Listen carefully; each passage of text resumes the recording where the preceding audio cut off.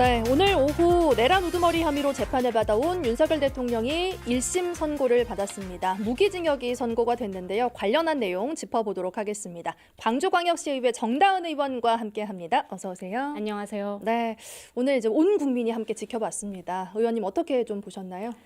일단 저는 오늘의 판결이 역사를 바로 세우고 우리 나라와 우리 국민의 품격을 증명하는 기회가 돼주기를 바랬습니다. 그런데 결론은 아쉽다, 너무 아쉽다, 네. 이 문장으로 표현할 수 있을 것 같습니다. 네. 사실 직위원 재판부에 대한 국민적인 불신은 직위원 재판부가 스스로 자초한 것이기도 하고요. 재판 진행 과정에서 침대 재판을 허용했고 또 개인적으로도 술접대 의혹을 받는 등 여러 가지 부분에서 의혹을 받아왔었습니다. 네. 그 끝에 선고가 내려지는 과정에서 재판 분위기가 오늘 선고 재판 분위기가 급변해서 혹시 국민의 기대에 부합하는 선고형이 내려지지 않을까라는 기대를 했지만 결과적으로는 봐줬다, 너무 봐줬다라는 판단 피할 수가 없겠습니다. 그 이유가요. 네. 1심 판결이었습니다. 1심 선고양에서 이 양형의 조건들이 변화가 있으면 2심에서는 그것보다 깎아주거나 올려줄 수 있습니다. 그런데 우리가 1심 판결 당시에 직위원 재판부가 반성을 하지 않는다라는 부분을 양형 사유로 들었고 이 부분은 2심에 가서는 우리 윤석열 대통령께서 당시 대통령께서 저 이제 반성합니다 판사님이라고 2심 때 주장을 하면 네. 그것이 감형 사유가 되어서 깎일 수 있습니다. 예. 그럼 1심 때 사형이라는 중형을 선고한 상황에서 감형을 하면 무기징역이 되지만 무기징역이라는 단계에서 시작을 하면 감형을 하면 그 밑으로 더 떨어질 수 있는 상황입니다. 네. 그래서 봐줬다, 너무 봐줬다라고 표현할 수 있겠습니다. 네, 아무래도 1심 선고 결과가 나온 거다 보니까 2심을 생각했을 때 좀 아쉬운 결과였다라고 짚어볼 수가 있을 것 같고요. 오늘 재판이 진행된 곳이 417호 법정이었습니다. 이곳 같은 경우는 또 다른 상징성이 있습니다. 역사적 의미가 있는 곳이죠. 우리가 기억하는 내란의 주인공들 노태우, 전두환 이 두 사람이 417호 법정에서 재판을 받았었고요. 박근혜, 이명박 대통령도 417호에서 재판을 받은 바 있습니다. 항상 역사적인 단죄가 이루어졌던 현장이기 때문에 저희도 이번에 기대를 할 수밖에 없었습니다. 예. 그런데 사실 전두환, 노태우의 내란의 경우에는 윤석열의 내란보다 인명피해의 경우나 뭐 민주주의나 현장 질서를 침해한 정도나 어느 면으로 보더라도 역사적 의미가 더 크다, 엄중하다라고 평가하고 있는 건데요. 그런 사건의 경우에는 1심에서는 사형이 선고됐고 2심에서는 감형이 되어서 무기징역으로 감형이 됐었습니다. 이런 전두환의 내란과 윤석열의 내란이 어떤 점에서 차이가 있었냐라고 본다면 첫째로는 사람이 죽거나 다쳤냐? 그러지 않았다. 둘째는 기간이 길었냐? 아니 짧았다. 요거 두 가지인데요. 예. 직위원 재판부 오늘 당신 입으로 그렇게 말했습니다. 내란죄라는 것은 이 결과의 무게를 따지지 않고 위험을 야기했다는 사실 자체만으로 처벌을 하도록 법이 규정돼 있다. 그러면 사람이 죽거나 다쳤는지 그리고 기간이 얼마나 됐는지는 양형 사유로는 굳이 다루더라도 중하게 예. 다뤄서는 안 되고 결국에는 우리 모두가 알지 않습니까? 이 사람이 다치지 않은 것도 기간이 짧았던 것도 윤석열의 선택이 아니라 국민들의 힘이었습니다. 그 부분들을 높이 평가해야 할 것임에도 치밀하지 않았다. 뭐 폭력성이 적었다. 혹은 장기 독재의 목적이 없었다. 그거 어떻게 판단하는지 저는 당최 알 수가 없는데요. 그리고 비이성적인 판단이었다라는 용어들을 사용할 때마다 아 이거 잘못됐구나라는 생각을 모두가 네. 같이 해갔던 것 같습니다. 네. 비이성적인 판단이었다. 여기에 담긴 의미가 뭔가요? 비이성적인 판단을 막지 못한 김용현이라고 네. 재판부가 평가를 했거든요. 네. 왜 우리가 이렇게 해석할 수도 있을 것 같아요. 이 사법부의 판단에는 술을 마시거나 뭐 다른 여러 가지 네. 이유에서 사람들이 정상적으로 일반적으로 평소에 해왔던 상식선에서의 판단을 하지 못한 경우에는 그 가벌성을 낮게 봅니다.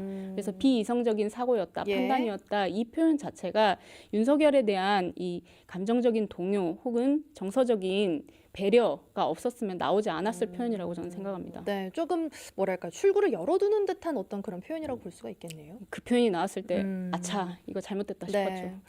또 우리 정다은 의원 같은 경우는 북구 전역에서 1심 선고가 나올 때까지 1인 시위를 하겠다라고 밝히셨고 오늘까지도 시위를 하신 거죠? 네, 오늘 아침까지 시위를 했습니다. 네, 그런 만큼 또 의미가 좀 더 남달랐을 것 같아요.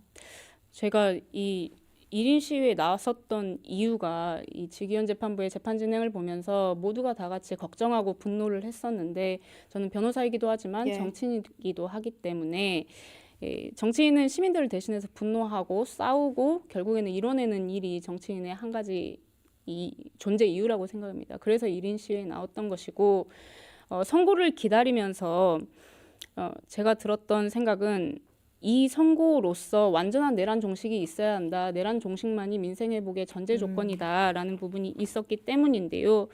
그런데 오늘 선고를 보면서 제가 1인 시위를 하면서 만나뵀던 이 시민들의 얼굴이 많이 생각이 났습니다. 그분들의 마음과 이 역사적인 책임감들을 어떻게 위로해드려야 될지 막막한 상황입니다. 예, 지금 많은 분들이 저희 오픈 채팅에도 이렇게 분노하는 의견들을 많이 이야기를 해주고 계십니다. 말도 안 되는 소리다, 어이가 없다, 뭐 이런 분도 계시고요. 그동안 수고 많으셨다, 뭐 이런 얘기도 올라오고 있습니다. 감사합니다. 아무래도 또 윤석열 관련해서 이제 위자료 소송을 담당하셨잖아요, 최초로. 그건 어떻게 진행이 되고 있나요? 위자료 소송 같은 경우에는 예. 제가 원고단을 모집하는 실무 담당자였고요.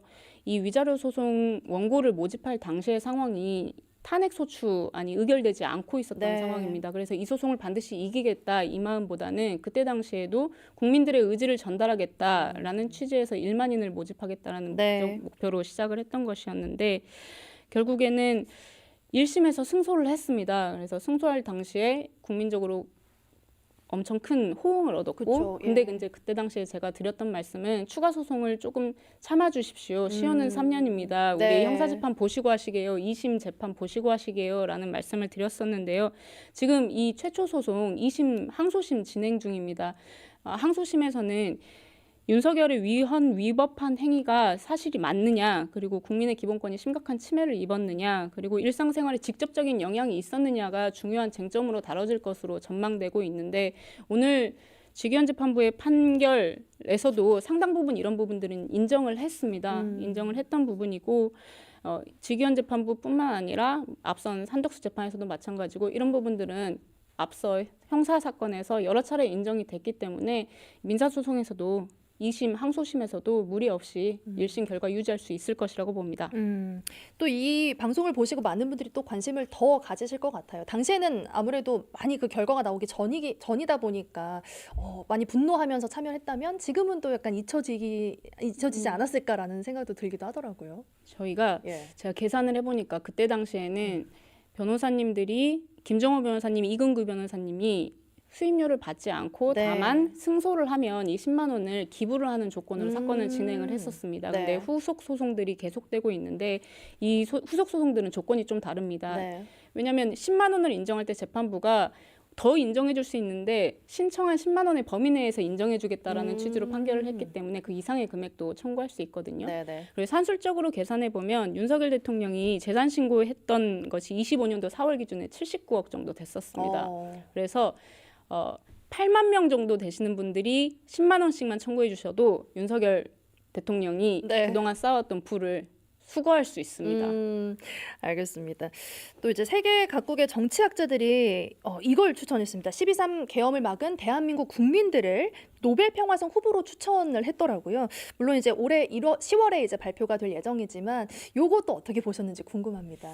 일단 이 더불어민주당의 당원으로서 이재명 대통령에 대한 말씀 드리지 않을 수 없는데요. 이재명 대통령께서 25년 12월경에 우리 비상계엄 1년을 맞이해서 특별 성명을 발표하시면서 이런 말씀하셨었어요. 우리 국민들께서 노벨 평화상을 수상할 충분한 자격이 있으시다. 네. 그래서 이것이 추진 가능한지 한번 검토해보자라는 말씀이 시발점이 됐던 것 같고요. 네.